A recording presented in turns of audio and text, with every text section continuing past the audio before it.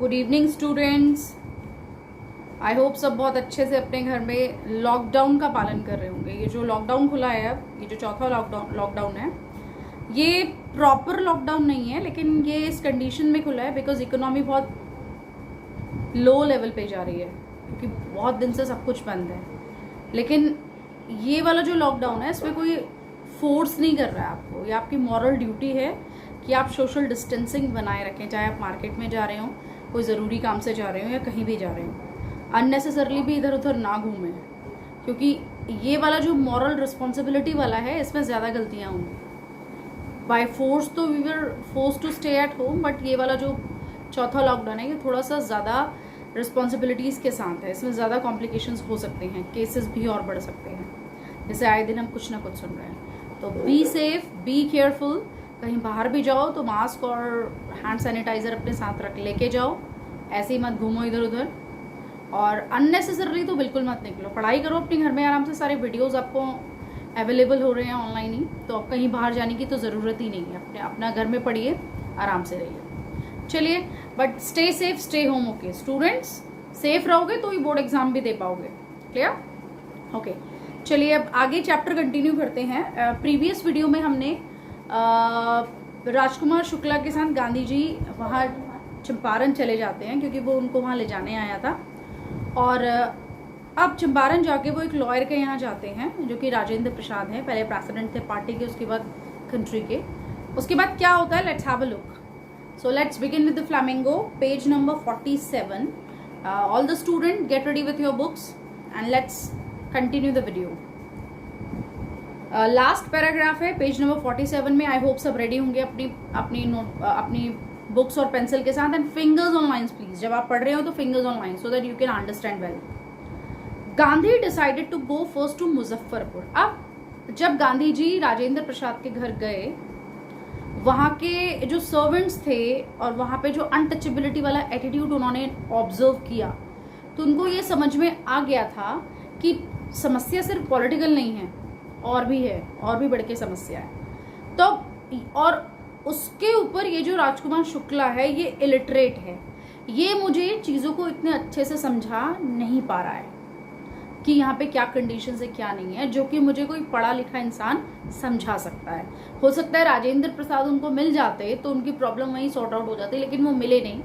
इसलिए उन्होंने डिसाइड किया है कि अब मैं कहाँ जाता हूँ, मुजफ्फरपुर। इसलिए अब उन्होंने ये सोचा कि मैं कुछ पढ़े लिखे लोगों के समाज में जाऊं, उनसे बात करूं, यहाँ की समस्या का जायजा लूं अच्छे से, और उसके बाद हम आगे डिस्कस करेंगे, प्लानिंग करेंगे कैसे करना है, क्या करना है। तो वहीं से हम पैरा कंटिन्यू कर रहे हैं। Let's have a look, last para, page number 47। Gandhi decided to go first to Muzaffarpur. सबसे पहले गांधी जी ने डिसाइड किया कि मैं मुजफ्फरपुर जाऊंगा, which was in route to Champaran, जो कि चंपारण के रूट के बीच में पड़ता था।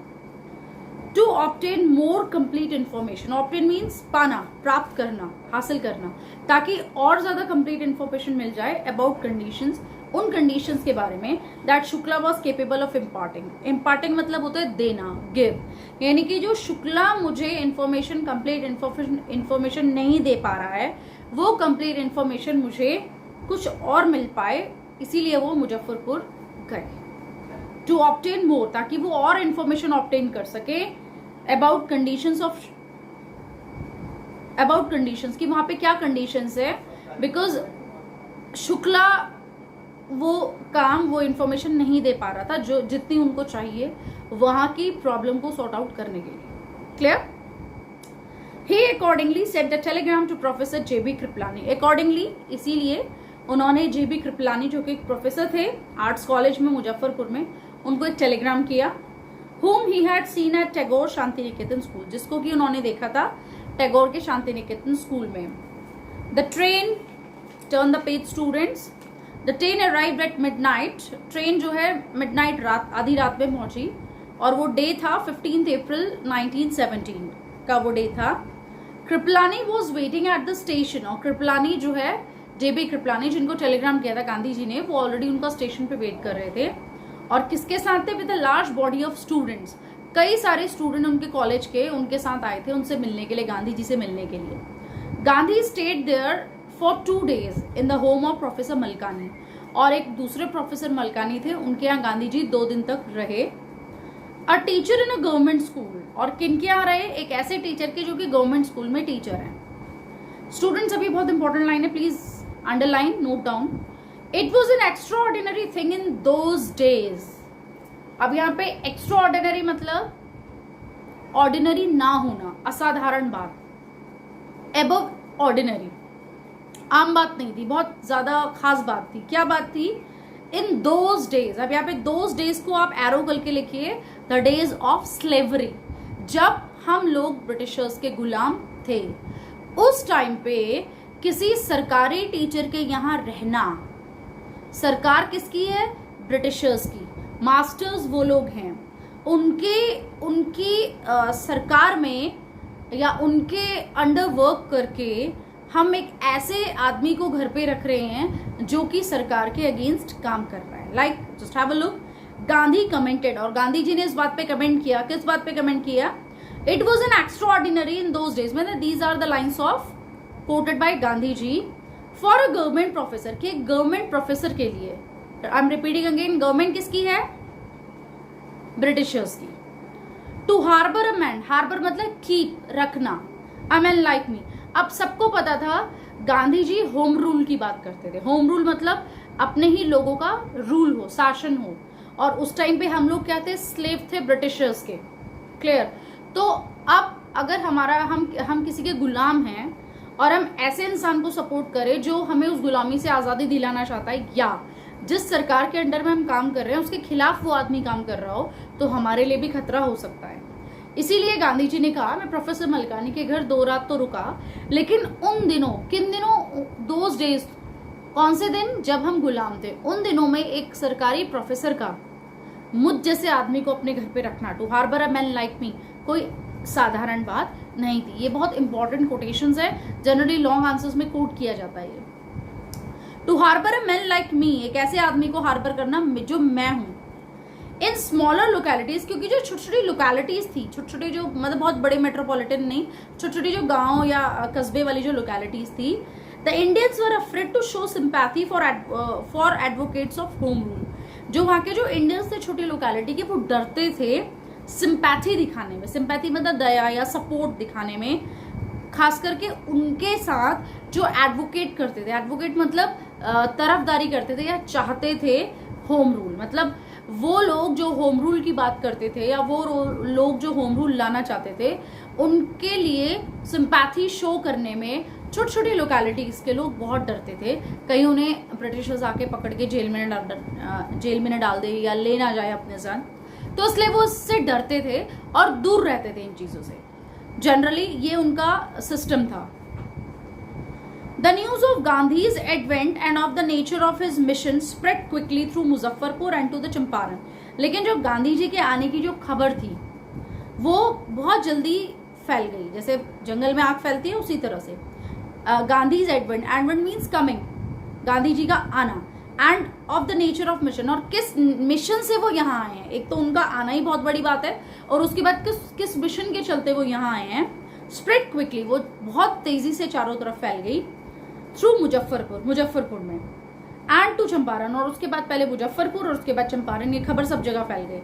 Muzaffarpur and to Champaran, sharecroppers from Champaran begin arriving on foot and by convince to see their champion. और जो शेयर क्रॉपर्स थे वो फुट से चलते हुए या जो भी उनके पास वे था ऑफ मूविंग या किसी कन्वेंस से चलते हुए अपने चैंपियन से मिलने आए थे। कि चैंपियन कौन? Gandhi ji.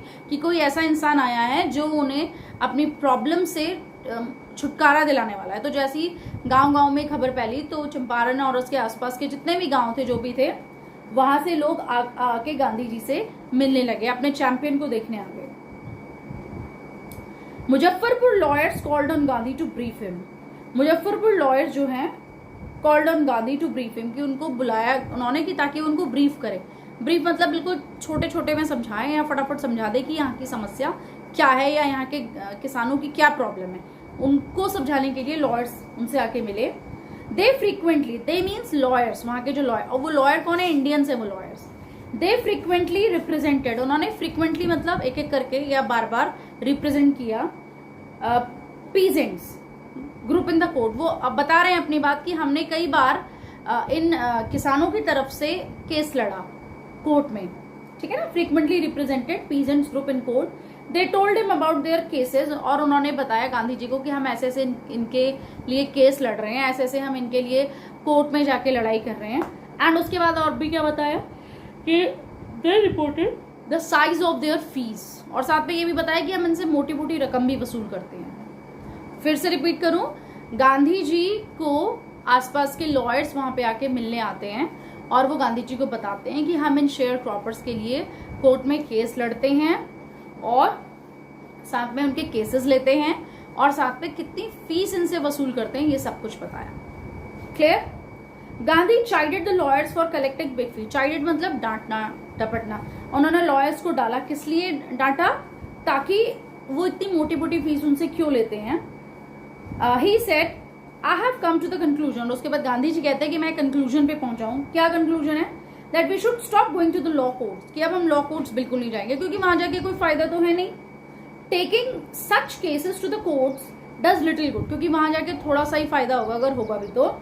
Where the peasants are so crush, लेकिन उसके बदले क्या हो रहा है, पीजेंट्स बहुत ज्यादा क्रश्ड हैं, दबे कुचले हुए हैं, एंड फेयर स्ट्रिकन, और डर से पीड़ित हैं, डरे हुए हैं, सहमे हुए हैं।